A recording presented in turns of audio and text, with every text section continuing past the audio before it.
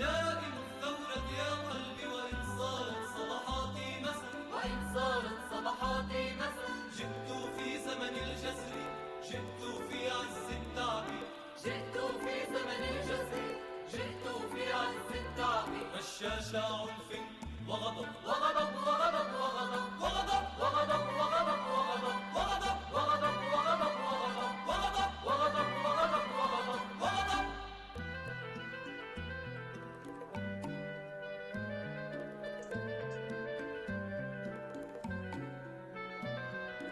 إني اخترتك يا وطني حبا وطواعية إني اخترتك يا وطني سرا وعلانية إني اخترتك يا وطني فليتنكر لي زمني إني اخترتك يا وطني فليتنكر لي زمني ما دمت ستذكرني يا وطني الرائع يا وطني يا وطني الرائع يا وطني يا وطني الرائع يا وطني يا وطني الرائع يا وطني.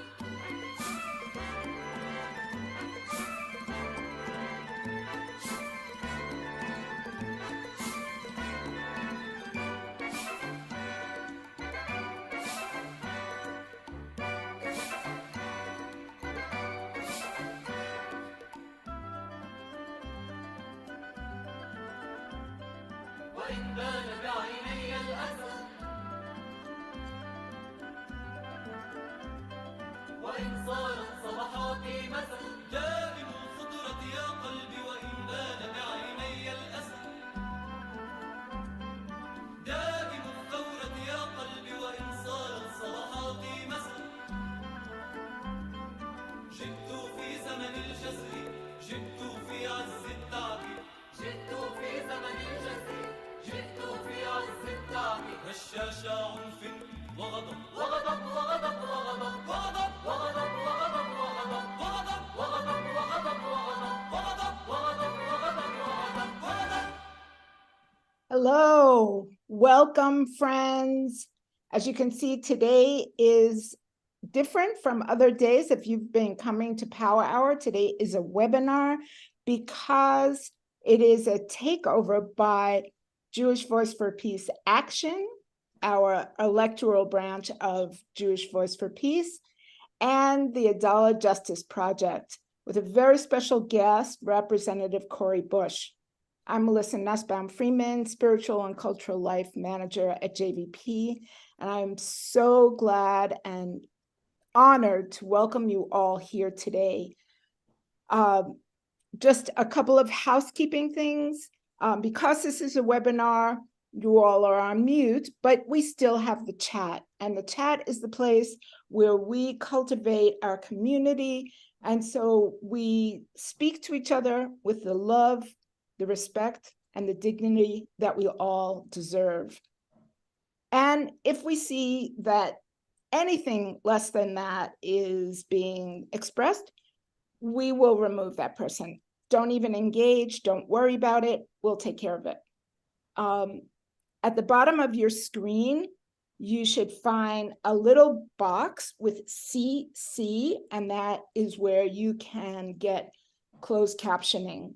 Just hit on that little arrow that's going upwards, and you'll be able to have closed captioning. Let's get started. We have a full agenda, and the agenda link is in the chat. It'll keep being posted.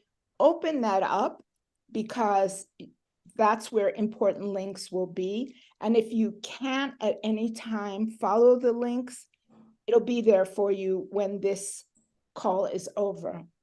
And now it is my honor to present the Executive Director of the Adalah Justice Project, Sandra Tamari. Thank you so much, Melissa. Thank you, everyone, for being here. Thank you, JVP, for allowing us to take over your amazing efforts at Daily Power Hour.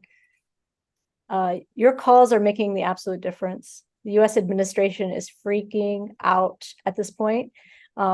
They can't keep up with the rising tide of sentiment and action against this genocide in Gaza, and that's because of each and every one of you. Thank you. Let's keep it up. We haven't won yet. We have to keep pushing. We have to get the ceasefire. We have to save our families in Gaza. We have to make sure that this happens to no one else. And so I'm just so grateful to be with each and every one of you.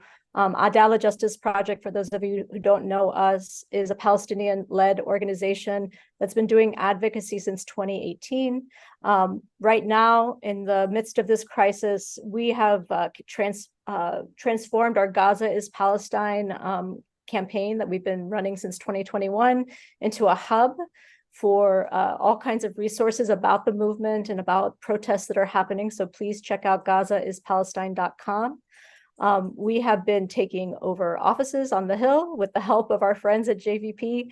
And today we learned that U.S. Campaign for Palestinian Rights and dissenters took over the offices of 8 senators. We've gotten one senator, Senator Durbin, to say ceasefire. We have to keep pushing. We have to keep pushing because it's immoral, it's wrong. And we know that we can show people that the only choice is a ceasefire. The only choice is justice for the Palestinian people and freedom for the people of Gaza. It is my absolute pleasure to be, of course, joined by my Congresswoman, Cori Bush, the Congresswoman of all of us at this point, representing our values. But before we get to Representative Bush, it is my deep honor to introduce a friend, Intima Abu Hilu. Intima is a Palestinian student from Gaza. She's been studying at St. Louis University doing her graduate studies. Her family's home was destroyed 20 days ago in the Gaza Strip. Her family is traumatized, is sheltering at an UNRWA school in Nusrat camp in Gaza. And she's been such an amazing and stoic and strong spokesperson for all the people of Gaza in this last period in St. Louis. And so I'm just really happy to have her meet all of you and to tell you a little bit about her story. So Intima, can we turn to you? Yes, Sandra, thank you. My name is Intima Abu Hilu. Palestinian Fulbright Scholar from Gaza, pursuing my master's degree in public health at St. Louis University. 20 days ago, I just got a text from my sister in Qatar that our house was completely destroyed, and I was not able to reach out to my family because they got internet, electricity since the second day of war.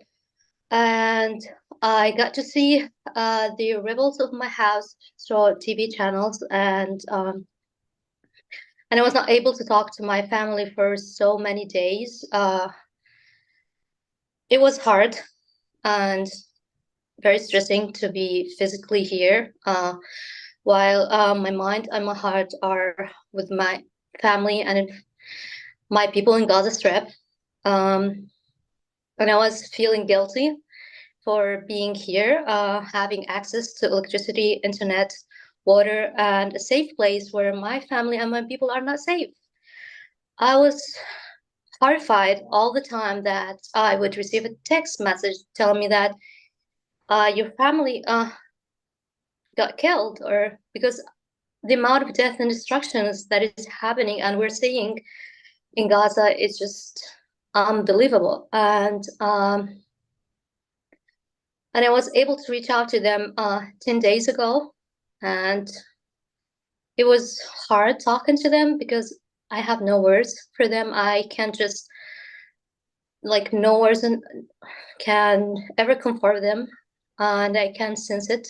I can sense how much they're traumatized, how much they're horrified. I can sense it in my mom words to me. Everyone who's abroad talking to his family he's just hearing farewell messages, because everyone is targeted, every place is targeted, no place or no one is safe in Gaza. And I came here to the US last year, so I witnessed 4 wars over Gaza, so I know what they're going through. I know the sound, I know the smoke, I know the smell. So it is hard, like being here and not being able to hug my nephews or niece or calm them. It is hard just hearing my 5 years old nephew telling his mom, is it going to be painful to die under the rubble? Or if we died under the rubble, is my grandfather going to help us? Or so it is just hard being here, and what is happening is beyond inhumane, and all we're asking for is a ceasefire because people just want to take a breath, and they have not been able to breathe since 25 days now, and a ceasefire is a must, because if we kept watching my people getting virtually killed, this means that we failed as a human. Now it's not a matter of politics, it's not a matter of religion, it's a matter of humanity. And any person, no matter his background, if you have morals or you have ethics or you have some humanity, he would call for ceasefire. And that's what we're ultimately asking for, a ceasefire and letting people breathe. They have a long road in front of them to recover. So just help them breathe.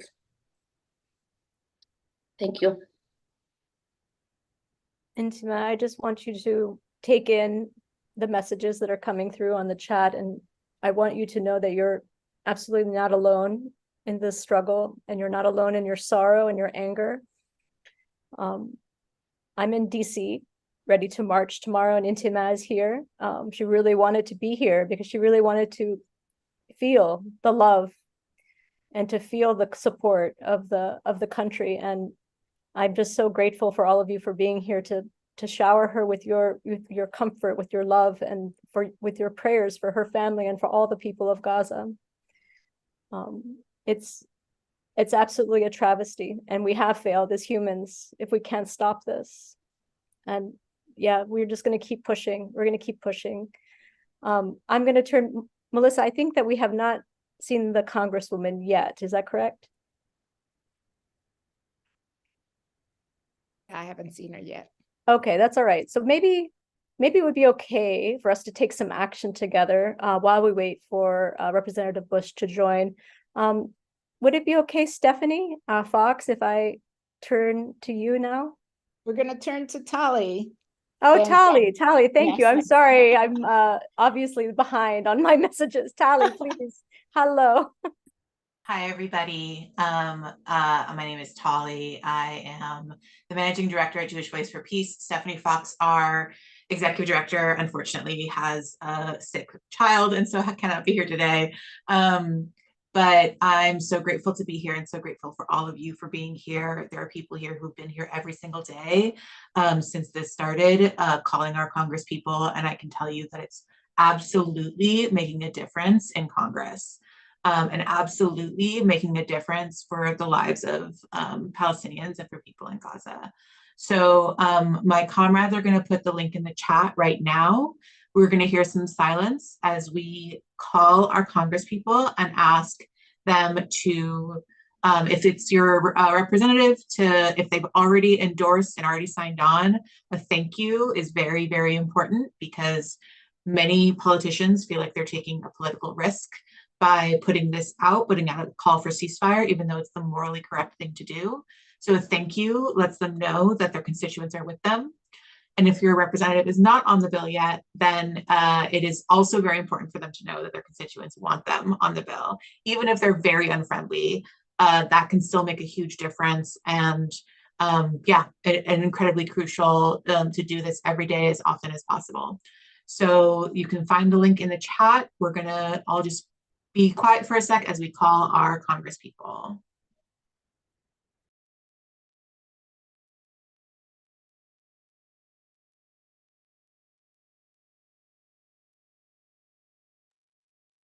I'll just be a voiceover saying that if you've never used this before, this click to dial, then you will be connected once you fill it out.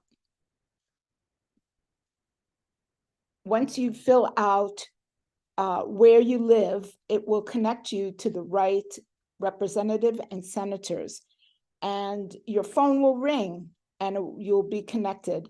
And then once you're done, and the script will come up, so you can read it or use your own words are fine. When you finish with one rep or senator, don't hang up, just hit star, and it'll lead you to the next one, okay? And if it doesn't work, don't worry about it. You can do this later. You'll have the agenda with the numbers, and you can do this any time of the day. Thank you, Melissa. Also want to just answer a couple questions I'm seeing in the chat. It is absolutely, yes, emails are important. And I think the way that our political director has shared with me is that if you email your congressperson, they just assume that there's like maybe dozens of people who feel the same way. And if you call them, they assume there's hundreds of people who feel the same way. So calls do matter and are weighted more than emails, because calling is harder than sending an email. So I cannot tell you how much I appreciate hundreds and hundreds of you who are calling right now. And we will be back soon, hopefully, with the Congresswoman. I'm also seeing a question about what if your rep is a lost cause? I still think it's extremely crucial for them to know that their constituents disagree with the things that they're saying and doing. Because ultimately, politicians tend to listen to their constituents because they want to be reelected. So that's the calculus that they're in their brain about how they're making decisions. So we can just keep that weight going. And at least, again, and there's someone else saying, at least we can bother them and tie up their time. So that is also a useful thing to do. Again, folks are putting it in the chat. There's a link to figure out who has signed on already, and then another link to get automatically linked to your representatives. If your mailbox is full, there's another link to email them.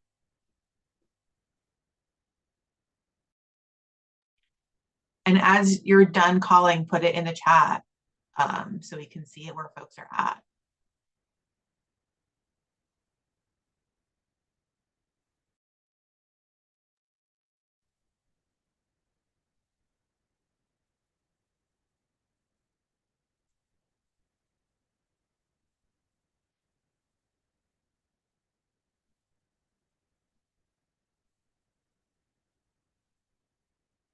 We're seeing some folks leaving messages who got through.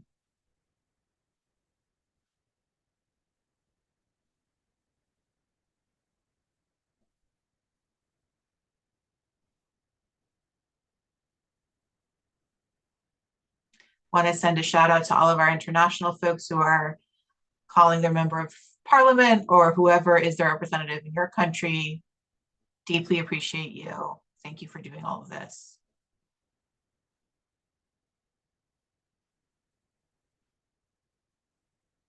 Excellent work, everyone.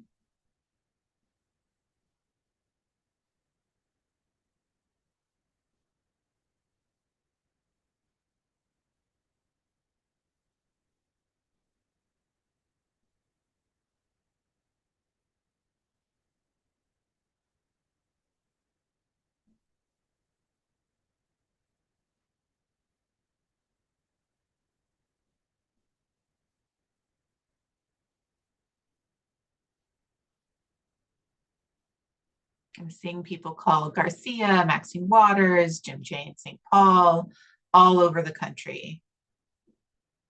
Okay, I'm going to pass it back to Sandra. And thank you all so much for being here and taking action together.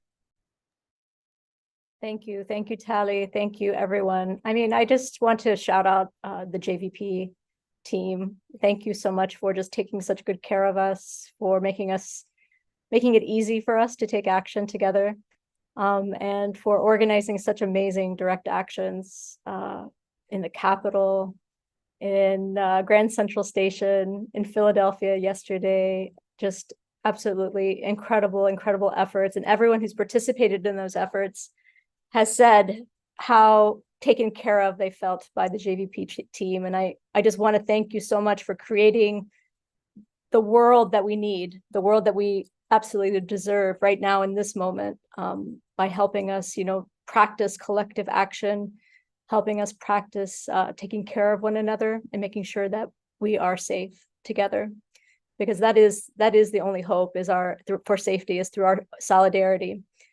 We know that the people that want to persecute Jews and to perpetuate anti-Semitism are the same people that want Palestinians to die.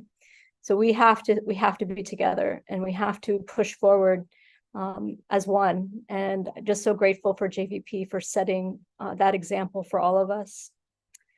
I want to give a couple of anecdotes to help you understand how important these calls have been. Some colleagues met with Senator Durbin earlier this week, and they said, the staffers told them, the phone hasn't stopped ringing. The phone has not stopped ringing with people emotionally calling for ceasefire.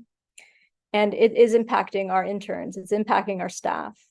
And we hear you. And so I just want to tell you, please be nice to these interns.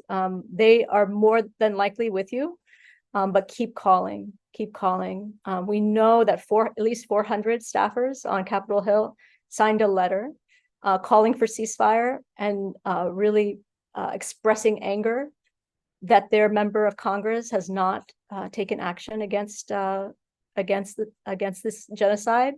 There is talk of staffer walkouts. There's talk of all kinds of walkouts in the administration. We just have to keep pushing. And so they are not your enemy, so be kind to them, but keep calling. It makes a huge difference. Just going to take a deep breath here. It's been a very difficult time. I feel all the pain and all the sorrow in my body, and I know you all are feeling that as well. I want to read a piece of poetry. It's from The Final Meeting in Rome by Mahmoud Darwish. This excerpt was translated by the amazing Fadi Judah, a Ghazawi, amazing translator and poet. And this poem is included in a beautiful songbook and chant book that a gorgeous artist and allies put together that you can find on GazaIsPalestine.com/songbook. And it has chants and prayers and reflections and poems that you can use in your vigils and in your marches. And we offer this to you all as a resource to the movement. And we hope that it will be used at the march tomorrow. So here is The Final Meeting in Rome by Mahmoud Darwish.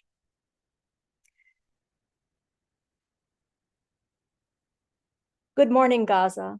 Get up. Drink my coffee and rise. Our funeral has arrived. Good morning, Gaza. Get up and recite the verse of return to a land we have carried like a tattoo on our hand. Good morning, you stranger to your house. Not all God's earth is Rome, even if your flesh is a window shop for the master of words. Your flesh, is it Christ's brittle bread? Good morning, you offering on the altar of the Mediterranean basin. Cut your path short. You're a prayer rug for idolaters, a cave of ancient civilizations, a tent for Bedouin rulers. You're the armor of the poor and the alms of millionaires. They auction you as surplus to the market's demands. You are the dream of Palestinians on the streets, a river of bodies in one. Good morning, Gaza. Get up. Gather your one arm, the one you have left. Good morning, Palestinian flesh on the tables of ministers and presidents. You're a stone of solidarity and balance among your executioners. Not even your language protects you, so take a shortcut. Your flesh legitimates the police and the saint. They swap names, take turns, merge, bond, and sometimes split into two kingdoms that war over you. But when you rise, they reunite over your flesh. You're the geography of chaos, the history of this East, so take a shortcut. You're a field of experiments for both heavy industry and light, an encyclopedia of gunpowder from the age of the catapult to the rage of missiles that were manufactured in the West. Palestinian flesh in tribal nations and suited states that disagree over the price of potatoes, leather shoes, beets, crude oil, but agree on expelling you from your blood.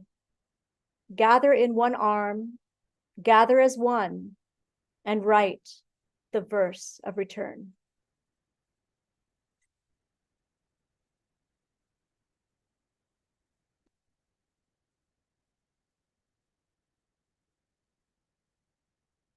Thank you all.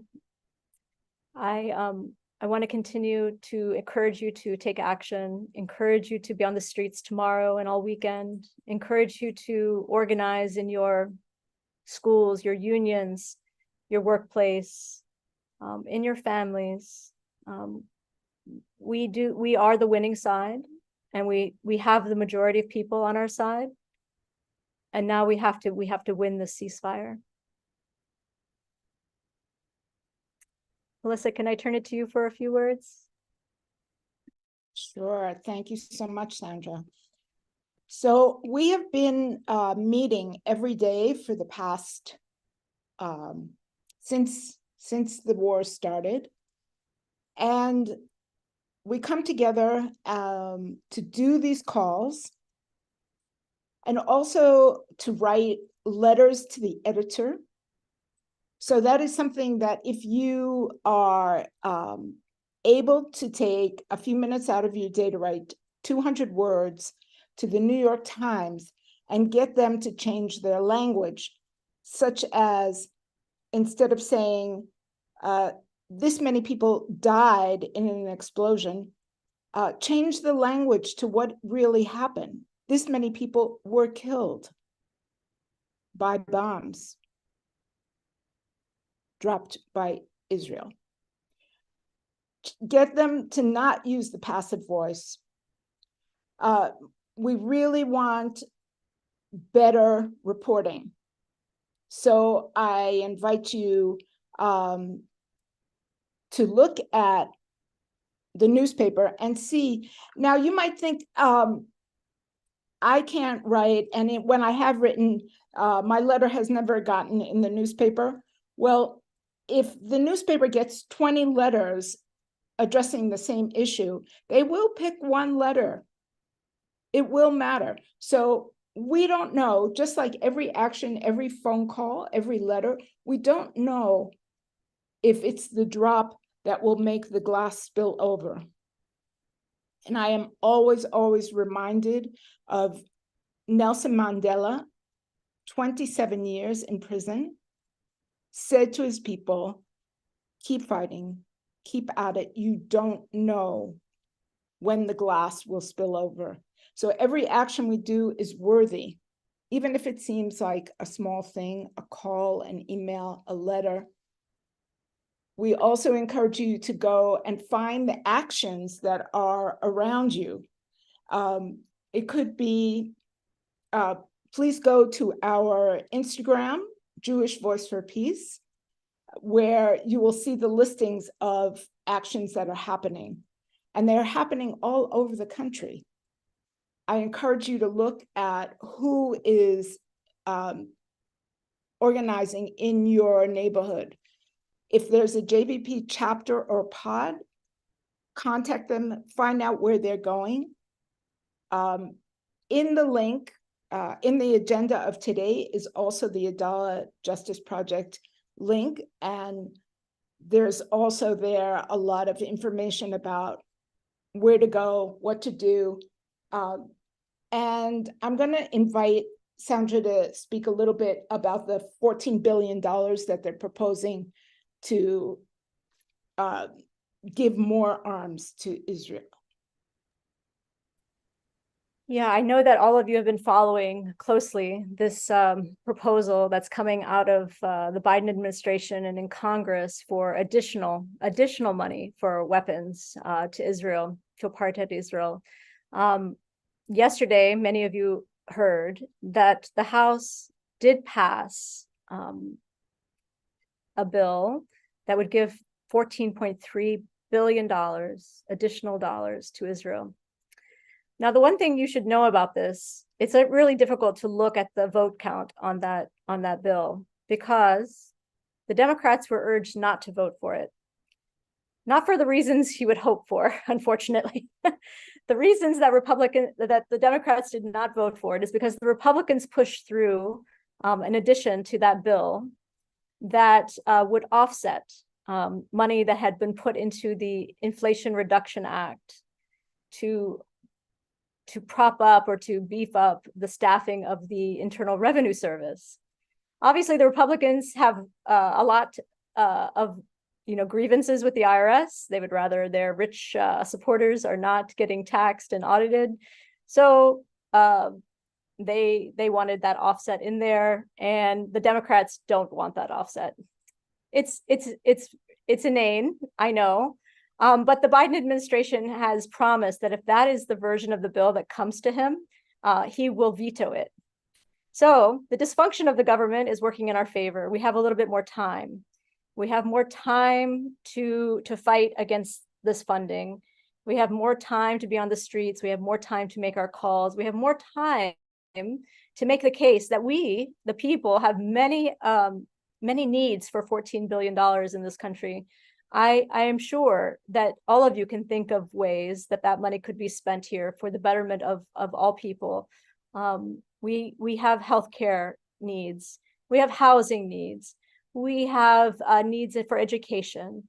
Our children and our students are in debt. We need debt forgiveness, and on and on and on.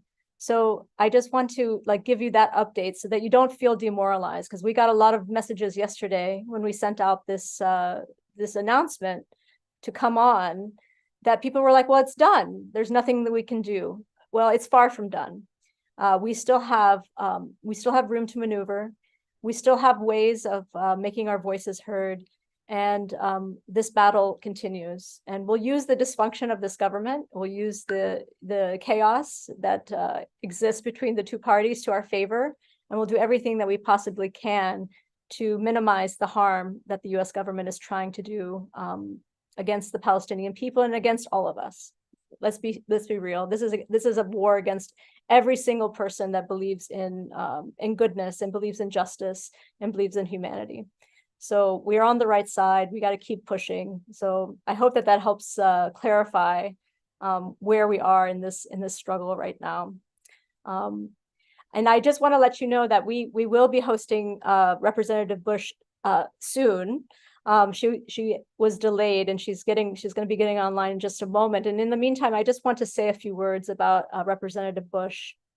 Cori is a friend of mine. She is someone that I met in Ferguson during the 2014 uprising. She is a nurse, a pastor. She's a mother. She is the daughter of a union worker, working class woman. She is someone who deeply, deeply loves the city of St. Louis, and learned about Palestine through her involvement in the Ferguson uprising. Our dear friend Bassem Masri was on the streets with her very early on in Ferguson and taught her on the streets, sitting in circles about what is happening in Palestine and about all the ways that we understand state violence. And I don't think it's a coincidence that the 18 members of the House that have signed on to Cori Bush's Ceasefire Now resolution are people of color. These are people who deeply, deeply understand dehumanization by the state, deeply, deeply understand violence against our bodies and against our children and against our lives. We are the people who are rising up from generations and generations of trauma at the hands of the state. And the connections that Palestinians and organizers in Ferguson made nearly 10 years ago now, continues to build and continues to grow. And Cori is the outcome of that. Cori went to office believing that she was being sent to Washington to save lives. It's that simple.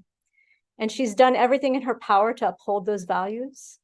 And she's been consistent, absolutely consistent from day one, that her job in DC is to advocate for the dignity and the humanity of all people. And so we here in St. Louis are absolutely proud to have her as our representative. And while, you know, the Zionist, the white supremacist, and the enemies in the government continue to smear her and continue to smear Rashida Tlaib, try to censor them, we know that history will write that they were the moral voice and the moral voice of the Congress, a Congress that's dead bent on committing a genocide and facilitating a genocide. So we're so grateful to these strong people of color, to these women, to a Black woman for taking this on, because this is the hardest job for someone to be carrying so much trauma of their own and to be carrying forward as a advocate, as a fearless leader for all of us. So we're just so grateful, and thank you for your patience as we wait for Cori Bush to join us, because I just know that she's feeling a lot of pain, and I know that this space will be very healing for her as well. We can't underestimate the pain that she is carrying herself. She is a very compassionate woman with a big heart, and this doesn't come lightly to her. None of this comes lightly to any of us, but for her to be in such a spotlight and taking this on is a very, very difficult task. And I am grateful that she will know today that she's not alone in any of this. So thank you so much for your patience. I wonder, Tally, do we have anything else that we can have people do in the meantime? I think we had the call to your senators, which is incredibly important, and folks sending messages to the New York Times. I'm curious, I wanted to ask the group, considering how devastatingly hard the last few weeks have been, very curious to know from the hundreds of people who are here with us today, what's one thing that's been giving you hope recently? You can put that in the chat and then we'll read it out. And see what is happening, what people are looking at right now. Organizing people's kids, young activists, the huge protests happening, all the mass protests in the news. I saw someone say that hope is a choice. I've also heard Miriam Cave say hope is a discipline. It's been really something I've been hanging on to lately. Mass protests, Jewish activists doing the work. It's going fast and I'm loving it so much. The beauty of solidarity. Organizing anti-Zionist Shabbat in Austin. The speakers and solidarity at PalFest, the Power Hours. Incremental change, everybody here on this call, finding accessible community, the amazing work of our artists and poets to imagine new futures, the huge increase in diaspora Jews in the US who are speaking up against the disaster of contemporary Zionism, the amazing Palestinian community in St. Louis, recent move towards cessation and conflict to bring in humanitarian aid, the letter from Palestine Legal, mass demonstrations, spaces to grieve, honest journalism, our Power Hours, Seattle protest, Ta-Nehisi Coates, great interview in Democracy Now! Recently, recommend people look it up. School-based actions being organized.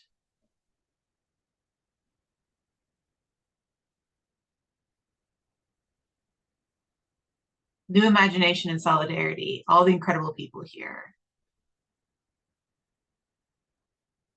The strength and faith of Palestinians. poets speaking against Israel.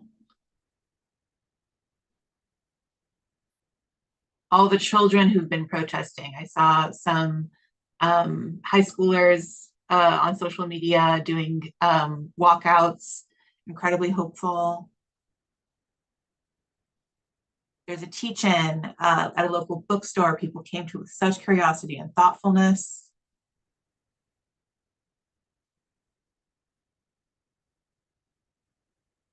Knowing that change is a constant, nothing is permanent. It's a multi-faith uprising, absolutely. Adrienne Marie Brown, The Sit-in Grand Central by JVP. Hearing Insima speak today.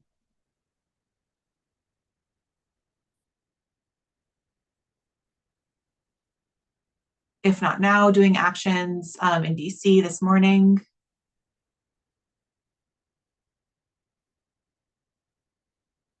Organizing, there's hundreds and hundreds and hundreds of messages here. I cannot keep up, but it is so beautiful to read all of this. Appreciate everybody here sharing.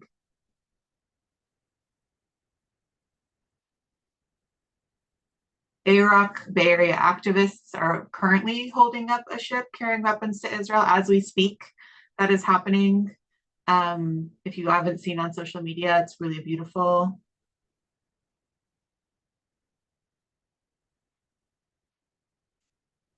And I think we just have a few more minutes before Representative Bush is here. Very grateful to all of you for your patience and for reading this really beautiful list right now. Has been really helpful and really hopeful for me. It's so beautiful, Tally. Also from the songbook at GazaIsPalestine.com, there's a very short prayer that I'd like to recite if possible. This is by Ladan Osman. Oh God, please send Gaza helpers seen and unseen, from the earth and from the sky and from the water, from the humans, from the animals, from the cosmos. Amin, Amin, Amin, Amin, Amin.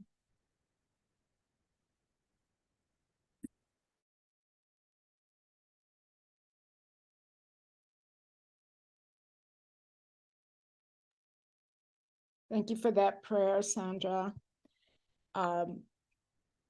We've been putting in the chat the link for today's agenda. And if you scroll down, you can see other actions that we've been taking recently.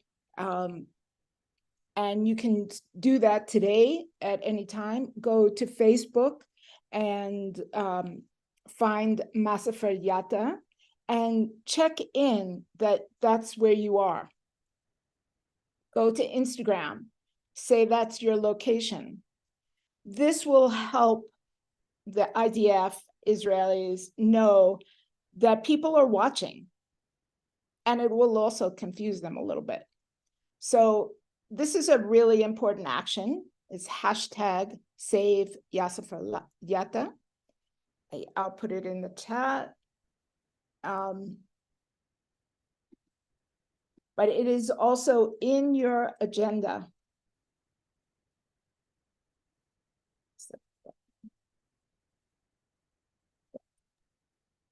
Melissa, we are so lucky. We have Representative Bush with us. We are so pleased. Representative Bush, welcome. I've already introduced you, so we're ready for you. Please, please welcome to this webinar with over 500 people ready to hear your call to action. Well, first of all, thank you so much. You all have blown me away, and you all have been such a like a wind, at my back personally, just pushing me on. So I just want to first of all say thank you for that. Thank you for not letting go. Thank you for not stopping. Thank you for going harder, even when the critiques and the attacks come. You know, I know you all are going through a lot within your communities, and I know that I can't even imagine, you know, what that has to look like coming from your own communities in that way. But you stay so strong. You all are an absolute inspiration for me. And um and I look to that because I need that to even get through the day. When I turn on my social media and I see the actions, or I read you all's tweets, you think that you're looking at our stuff and like, oh yeah, they're doing, you know, but we're looking at your stuff like, oh yeah, like thank you, because we have support, and that's what you all have been to us. And even right now, we were trying to get on this call a while ago, but someone stopped by our office and um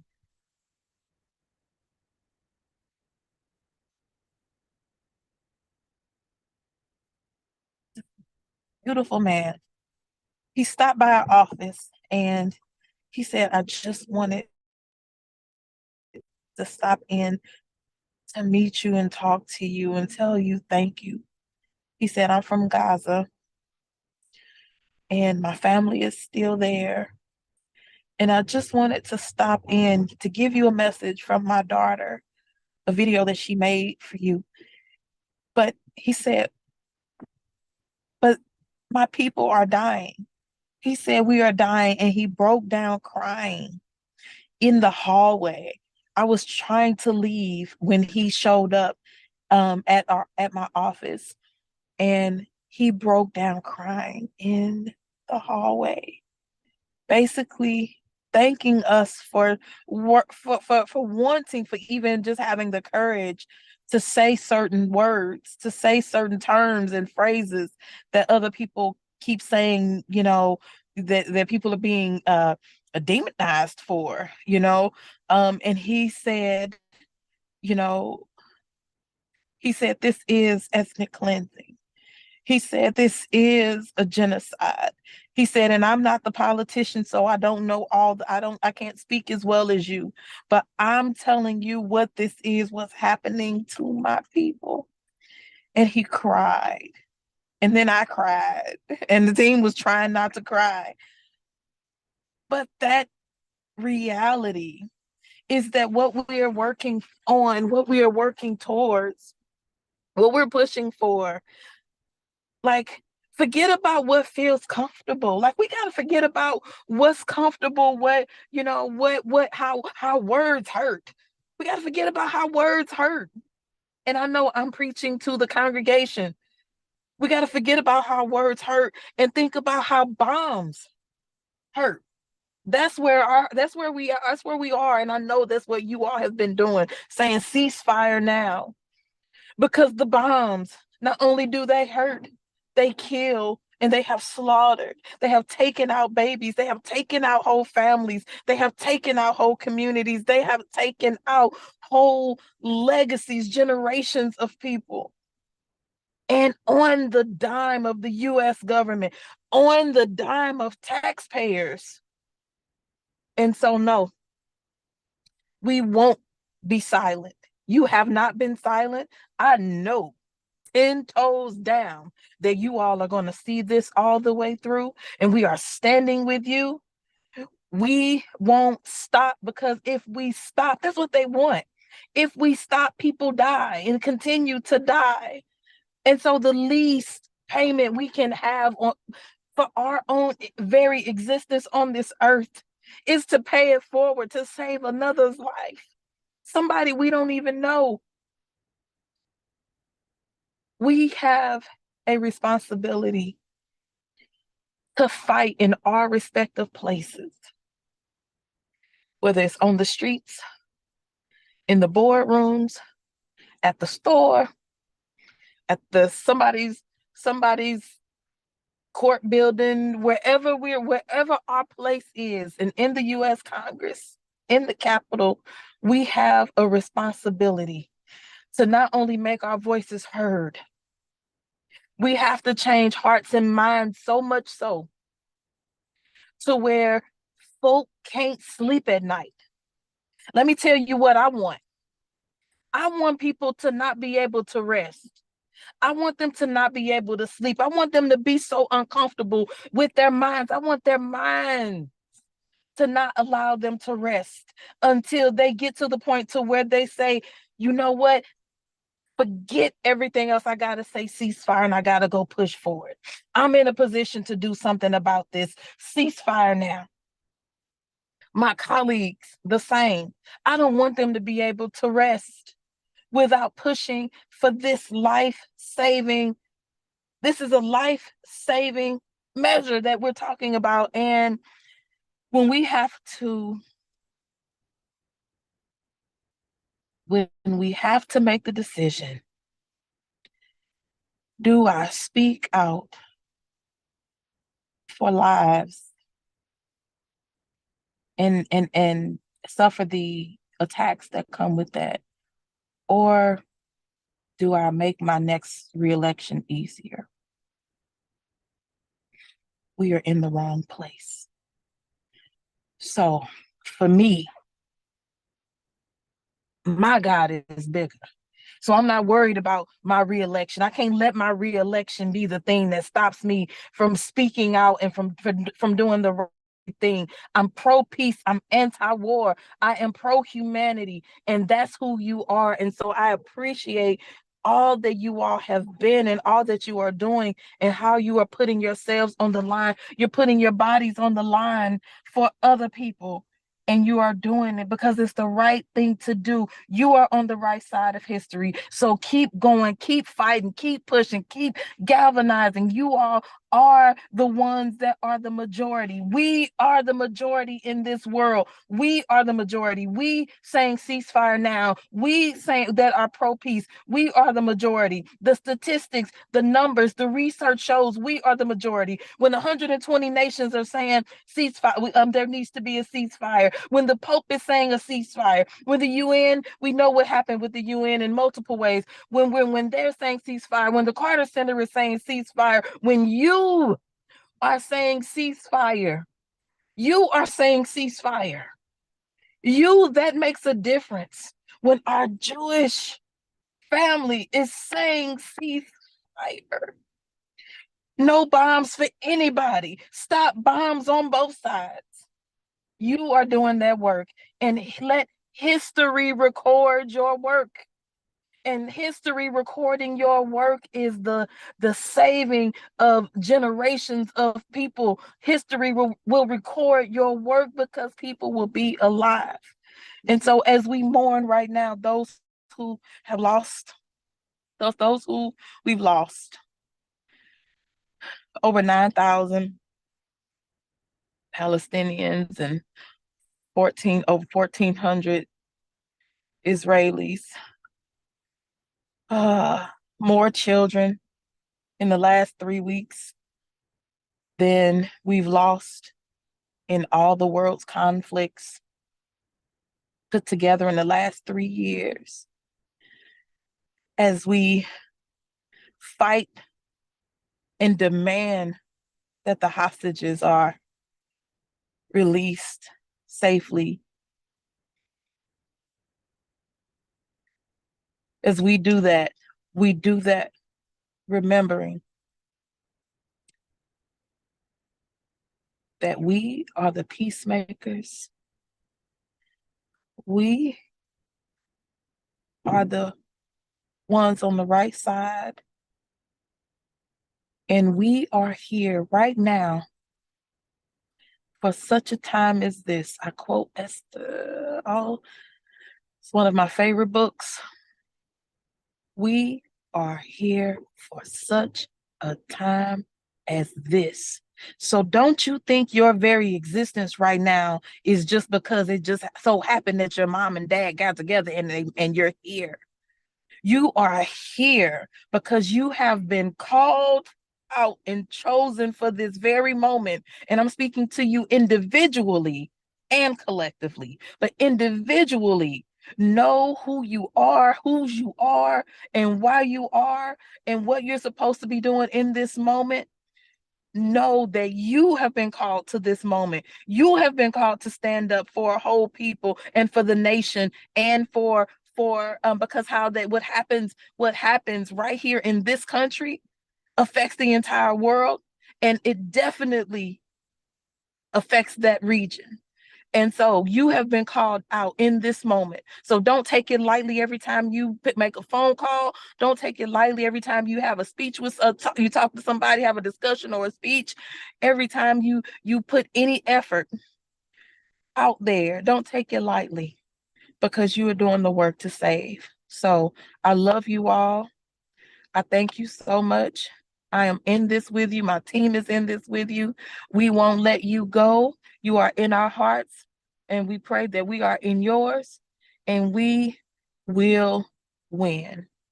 Thank you. Cori, we love you so much. We love you. Take care of your heart. Take care of your soul. And we're Love at the you end of too. the hour. There's really nothing else to say. You have your mandate. You know what you need to do. Keep raising your voices. Be on the streets. Call. Don't let them sleep well. Don't let them sleep at all. We're not sleeping well. It's time to make sure that everyone's sleep is destroyed. And I want to tell you, Cori, from the bottom of my heart, your name is already written on our hearts forever and ever. And Thank you, Sandra. I just love you so much. And thank Love you for you too. everything you're doing for us. You've always been a fighter, and you fight for everyone. You fight for everyone. And we just so appreciate you. Absolutely. I appreciate you as well. And I can't wait till the day that we get to rejoice. We get to rejoice that as we mourn, but there will be rejoicing, because we will be victorious. So I love you all. And I guess I'll be seeing a lot of you very, very soon. See you on the streets, everyone. Yes, bye. Bye, everyone.